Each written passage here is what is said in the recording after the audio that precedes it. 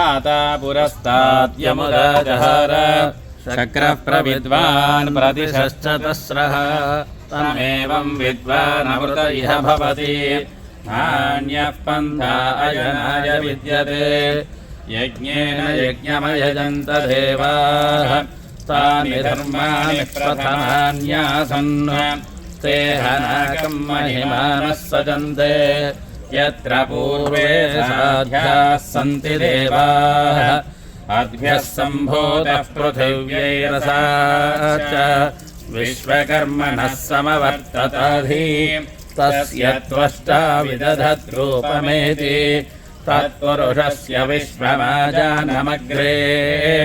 वेदाहमेतं पुरुषं महान्तम्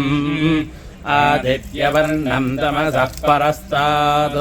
तमेवं विद्वानमृत इह भवति